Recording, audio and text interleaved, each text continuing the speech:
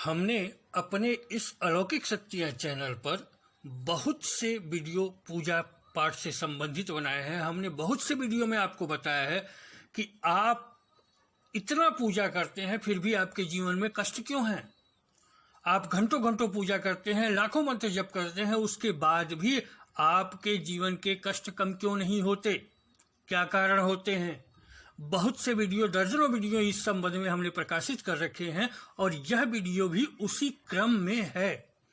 यद्यपि कुछ महाज्ञानी लोग इसी वीडियो में अभी लिखेंगे तो क्या हम पूजा न करें, या कुछ लोग लिखेंगे कुछ नहीं होता है, देवी देवता माँ बाप होते हैं, मात्र श्रद्धा से सब कुछ मिलता है। कारण है कि जिनका भाग्य सही है, जिनके घर में सब कुछ ठीक चल रहा है, या वह बच्चे जो माँ बाप के सहारे हैं, वह यह सब लिख देंगे तुरंत, और वही लोग यह डायलॉग मारेंगे कि सब ठीक है, सब माँ बाप हैं और यह सब कुछ भी नहीं होता है। लेकिन जब आप अधिक पाना चाहते हैं तो आपको नियमों सावधानियों का पालन करना आवश्यक हो जाता है। सामान्य रूप से यह सही है कि वह देवी देवता माँ बाप हैं और श्रद्धा ही मुख्य है, तब आप केवल हाथ जोड़ करके छोड़ दीजिए। अगर आप अधिक पाना चाहते हैं और पूजा पाठ करते हैं तो आपको सभी नियमों का पालन करना आवश्यक हो जाता है, क्योंकि आप जब पूजा पाठ करते हैं तो कुछ ऊर्जाएं आप अपनी तरफ से इस प्रकार नियोजित करते हैं कि संबंधित ऊर्जा या शक्ति आपकी ओर आकृष्ट हो, आपसे जुड़े, आपको अधिक लाभ दे। तो उससे संबंधित नियम होते हैं, उनका पालन आपके लिए आवश्यक हो जाता है। इन सावधानियों, नियमों को हमने पहले भी बताया है। इस वीडियो में भी हम आपको बता रहे हैं कि पूजा पाठ, मंदिर से संबंधित कौन से सावधानियां और नियम आपको रखने चाहिए, क्योंकि अगर आप सावधानियां, नियम नहीं रखेंगे तो ऊर्जा अनियंत्रित होगी, रुष्ट होगी, छोटी शक्तियां, सहायक शक्तियां तुरंत प्रतिक्रिया करेंगी। ऐसा भी हो सकता है जो आपके पास है वो भी चला जाए, या आप धन के लिए पूजा कर रहे हैं या अपनी सुख शांति के लिए कर रहे हैं तो सुख शांति ही चली जाए और धन और स्थिति खराब हो जाए। कारण होता है कि जब आप किसी उद्देश्य विशेष से पूजा करते हैं तो उस शक्ति को आप यह अपने लिए आकृष्ट करते हैं, वशीकृत करते हैं या मजबूर करते हैं कि वो आपको दे। तो ऐसे में गलतियां न हो, गलतियां होने पर शक्ति प्रतिक्रिया करती है। आप ध्यान दीजिए, देवालय जब आप घर में बना रहे हो, मंदिर या गुंबद के आकार का न बनाकर ऊपर से चपटा बनाए। आपने देखा होगा बाहर मंदिर होता है वो त्रिकोणाकृति ऊपर उसकी तरह होता है, प्रिज्म की तरह या श्रीयंत्र की तरह। लेकिन जब घर के अंदर आप मंदिर या देवालय बना रहे हैं तब आप गुंबद न लगाएं, चपटा ऊपर से रखें। आप यह भी ध्यान दें कि मंदिर के अंदर जब मंदिर बनता है तब वह चपटा बनाया जाता है। सबकी अपनी अपनी ऊर्जा होती है, गुंबद की अलग ऊर्जा होती है और चपटे की अलग ऊर्जा होती है। आपके लिए घर के अंदर का मंदिर या देवालय चपटे सतह का हो तो ज्यादा बढ़िया होता है। देवालय जहां तक हो सके ईशान कोण में ही रखें, घर का पूजा मंदिर ईशान कोण में ही रखें। यदि ईशान न मिले तो पूर्व या पश्चिम में स्थापित करें। देवालय में कुल देवता देवी, अन्नपूर्णा, गणपति, श्री यंत्र आदि की स्थापना करें। ऊर्जा संतुलन होगा। तीर्थ स्थानों से खरीदी हुई मूर्तियों को देवालय में न रखें, ऐसा शास्त्र कहते हैं। पारंपरिक मूर्तियों की ही पूजा करें। देवता की परिक्रमा, ध्यान दें, देवता की परिक्रमा भी जरूर करें। देवता की परिक्रमा करने से लाभ होता है। प्रतिमा देखकर प्रणाम जरूर करें देवताओं की। जब भी कहीं भी आप प्रतिमा देखें देवताओं की तो उन्हें प्रणाम कर लें। पूजन में जब आप पूजन कर रहे हो तो चावल विशेष रूप से अर्पित किए जाते हैं। पूजन के लिए ऐसे चावल का उपयोग करना चाहिए जो खंडित या टूटे हुए न हो। चावल चढ़ाने से पहले इन्हें हल्दी से पीला कर लेना चाहिए। पानी में हल्दी घोलकर उसमें चावल को डुबोकर पीला किया जा सकता है। मंगल कार्यों में कुमकुम का तिलक प्रशस्त माना जाता है और अक्षत देवताओं को 3 बार तथा पितरों को 1 बार धोकर चढ़ाया जाता है। घर में पूजा करने वाला एक मूर्ति की पूजा न करे, अनेक देवी देवताओं की पूजा करे। आप ध्यान दें, घर में 2 शिवलिंग की पूजा न करें तथा पूजा स्थान पर 3 गणेश न रखें। शालिग्राम की मूर्ति जितनी छोटी हो वह ज्यादा फलदायक होती है। जब आप पूजा कर रहे हो तो आसन बिछाकर मूर्तियां रखें भगवान की। पूजा करते समय आप भी आसन पर बैठकर पूजा करें। भूमि पर सीधे बैठकर पूजा न करें। नंगे पांव भूमि पर खड़े होकर पूजा न करें या बैठकर भूमि पर पूजा न करें। मूर्तियां किसी भी हाल में 4 इंच से अधिक न हो। मूर्ति के संबंध में ये नियम है। जब आप घर में मूर्ति रखते हैं तो घर में नाचते हुए गणपति, तांडव करते हुए शिव, वध करती हुई कालिका आदि की मूर्तियां या तस्वीरें न रखें, ऐसा ध्यान दें। इनका बचाव करें, यह उग्रता बढ़ाते हैं। महादेव के लिंग रूप की आराधना करें, मूर्ति न रखें, ऐसा कहा जाता है शास्त्रानुसार। पूजन में पान का पत्ता भी अर्पित किया जाता है। ध्यान रखें, केवल पान का पत्ता अर्पित न करें, इसके साथ इलायची, लौंग, गुलकंद आदि भी चढ़ाना चाहिए। जब कुछ न मिले और आपके लिए प्राप्य न हो तब पान का पत्ता आप चढ़ा सकते हैं। पूरा बना हुआ पान अर्पित करेंगे तो अतिश्रेष्ठ होगा। पान की डंडी का अग्रभाग तोड़कर चढ़ाएं और सड़ा हुआ पान या पुष्प न चढ़ाएं, यह ध्यान दें। कुशा पवित्री के अभाव में सोने की अंगूठी धारण करके भी देव कार्य संपन्न किया जा सकता है। यदि सोने की अंगूठी नहीं है तो चांदी की अंगूठी जरूर धारण करें या कुशा की पवित्री धारण करके देव कार्य करें। कुशा के अग्रभाग से देवताओं पर जल कभी न छिड़के, यह ध्यान दें। देवताओं को अंगूठे से जब न मले, जब आप नहलाते हैं तो अंगूठे से उन्हें न रगड़ें और चकले पर से चंदन सीधे कभी भी न लगाएं। उसे छोटी कटोरी या बाएं हथेली पर रख के लगाएं। देवी देवताओं के समक्ष घी और तेल दोनों के ही दीपक जलाने चाहिए। यदि आप प्रतिदिन घी का दीपक घर में जलाएंगे तो घर से कई वास्तु दोष दूर हो जाएंगे। दीपक से दीपक को नहीं जलाना चाहिए, यह ध्यान दीजिए। घी का दीपक अपने बाईं ओर तथा देवता के दाहिनी ओर रखें एवं चावल पर दीपक रखकर प्रज्वलित करें, यह दीपक का नियम है। किसी भी भगवान के पूजन में उनका आवाहन करना, ध्यान करना, आसन देना, स्नान करवाना, धूप दीप जलाना, अक्षत, कुमकुम, चंदन, पुष्प, प्रसाद आदि अनिवार्य रूप से होना चाहिए। कुछ लोग सिर्फ भगवान के पास जाते हैं, नहा धो करके अगरबत्ती दिखाई और चल दिए।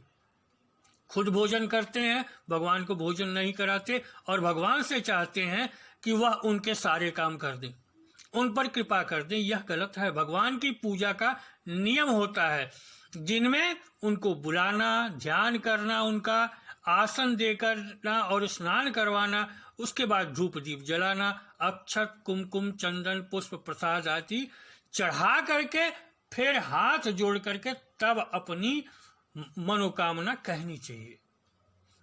देवी देवताओं को हार, फूल, पत्तियां आदि अर्पित करने से पहले एक बार साफ पानी से जरूर धो लेना चाहिए। पुष्पों को बाल्टी लोटा जल में डालकर फिर निकाल कर नहीं चढ़ाना चाहिए। ऊपर से पुष्पों के ऊपर से जल डाल करके उन्हें धो देना चाहिए। पत्र, पुष्प, फल का मुख नीचे करके न चढ़ाएं। वह पौधे में जैसे उत्पन्न होते हैं वैसे ही उन्हें चढ़ाएं, किंतु बिल्व पत्र उल्टा करके डंडी तोड़कर शंकर जी पर चढ़ाएं। संक्रांति, द्वादशी, अमावस्या, पूर्णिमा, रविवार और संध्या के समय तुलसी पत्र न तोड़ें, यह निषिद्ध है। शंकर को बिल्व पत्र, विष्णु को तुलसी पत्र, गणेश को दूर्वा, लक्ष्मी को कमल, दुर्गा को रक्त पुष्प प्रिय हैं। यह इन्हें चढ़ाएंगे तो अच्छा रहेगा। शंकर को शिवरात्रि के सिवाय कुमकुम कभी नहीं चढ़ता है। शिव जी को कुंद, विष्णु जी को धतूरा, देवी को आक या मदार और सूर्य को तगर के फूल नहीं चढ़ाए जाते। ऊर्जा विपरीत हो जाती है, यह ध्यान दीजिए। इनको मना करने का कारण होता है कि देवी देवताओं की जैसी प्रकृति होती है उसके विपरीत आप कुछ चढ़ाते हैं तो ऊर्जा प्रतिकर्षण होता है, ऊर्जा विपरीत हो जाती है। यह नहीं करना चाहिए। नए बिल्व पत्र आपको जब शंकर जी को चढ़ाते या देवी को चढ़ाएं तो नए बिल्व पत्र न मिले तो चढ़ाए हुए बिल्व पत्र धोकर फिर चढ़ाए जा सकते हैं। बिल्व पत्र अशुद्ध जल्दी नहीं माना जाता।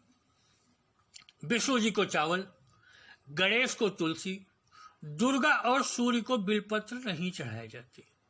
ध्यान दीजिए, विष्णु जी को चावल, गणेश जी को तुलसी नहीं चढ़ाई जाती, दुर्गा और सूर्य को बिल्वपत्र नहीं चढ़ाए जाते।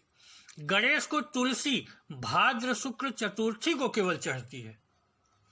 5 रात्रि तक कमल का फूल बासी नहीं होता और 10 रात्रि तक तुलसी का पत्र बासी नहीं होते हैं।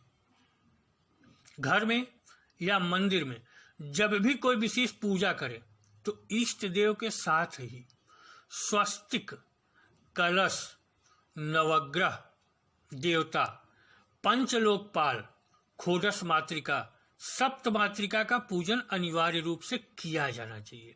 विशेष पूजा जब भी हो, आपको नहीं आता तो पंडित से कराएं, पंडित ये सब करते हैं। किसी भी प्रकार के पूजन में कुल देवता, कुल देवी, घर के वास्तु देवता, ग्राम देवता, क्षेत्रपाल आदि का ध्यान करना आवश्यक होता है। पूजा करने वाला ललाट पर तिलक लगाकर ही पूजा करे। बिना यज्ञोपवीत या शिखा बंधन के जो भी कार्य कर्म किया जाता है वह निष्फल हो जाता है। यदि शिखा नहीं हो तो स्थान को स्पर्श कर लेना चाहिए, शिखा के स्थान को। यह हिंदुओं का नियम है, इनके पीछे विज्ञान होता है। पूजन में हम जिस आसन पर बैठते हैं उसे पैरों से इधर उधर नहीं खिसकाना चाहिए, आसन को हाथों से ही खिसकाना चाहिए। भगवान के चरणों की 4 बार, नाभि की 2 बार, मुख की 1 बार या 3 बार आरती उतार कर समस्त अंगों की 7 बार आरती उतारनी चाहिए। भगवान की आरती समयानुसार जो घंटा, नगारा, झांझर, थाली, घड़ावल, शंख इत्यादि बजते हैं उनकी ध्वनि से आसपास के वायुमंडल के कीटाणु नष्ट हो जाते हैं, नकारात्मक शक्तियों का क्षय हो जाता है। नाद ब्रह्मा होता है। नाद के समय एक स्वर से जो प्रतिध्वनि होती है उसमें असीम शक्ति होती है। पूजा में शंख घंटे का प्रयोग अवश्य करना चाहिए।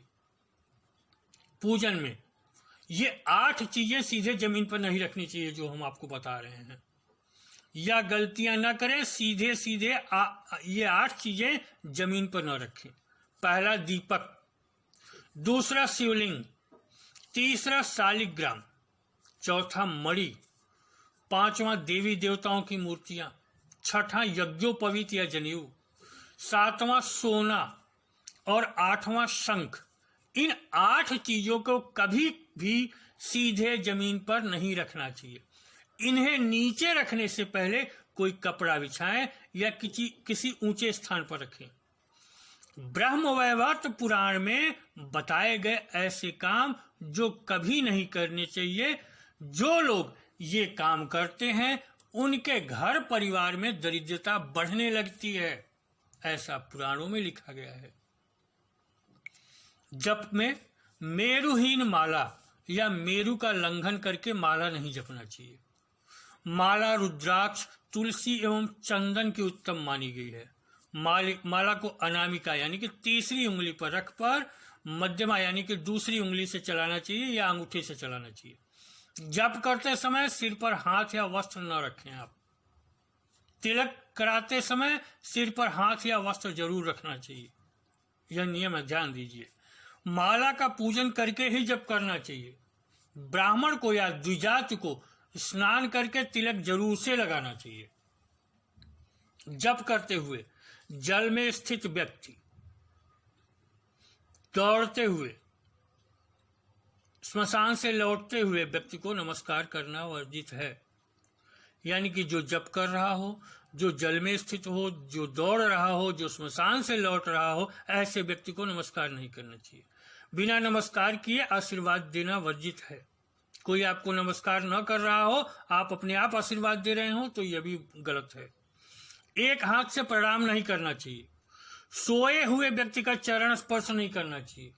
बड़ों को प्रणाम करते समय उनके दाहिने पैर पर दाहिने हाथ से और उनके बाएं पैर को बाएं हाथ से छूकर प्रणाम करना चाहिए।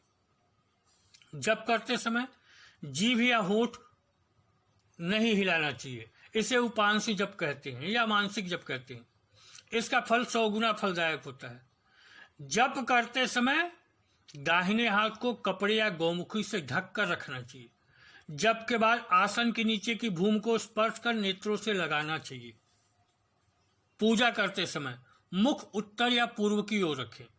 पूर्वाभिमुख बैठकर अपने बाईं ओर घंटा, धूप तथा दाहिनी ओर शंख, जलपात एवं पूजन सामग्री रखें।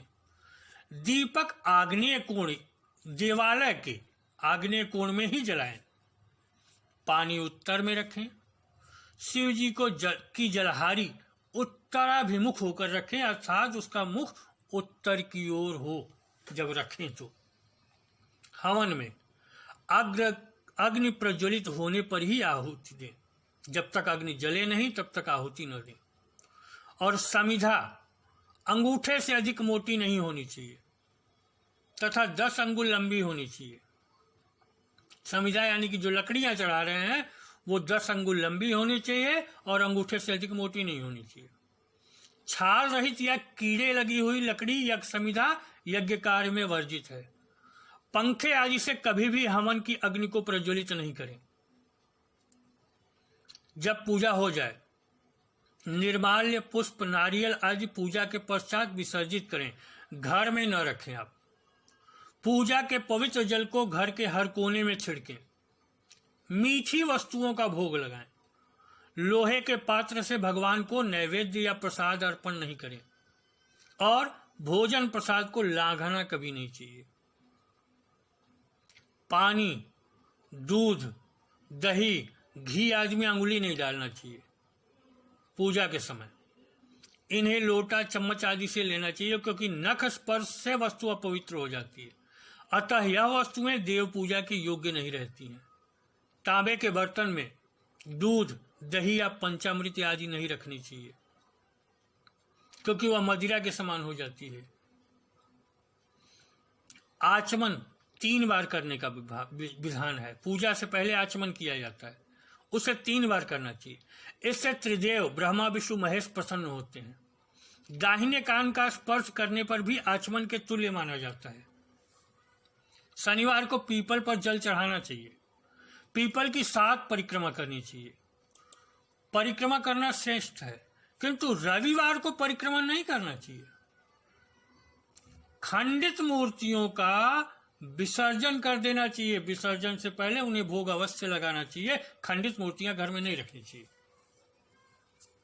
यज्ञ में, श्राद्ध आदि में काले तिल का प्रयोग करना चाहिए, सफेद तिल का नहीं। कुमड़ा, मतीरा, नारियल आदि को स्त्रियों को नहीं तोड़ना चाहिए या चाकू आदि से नहीं काटना चाहिए।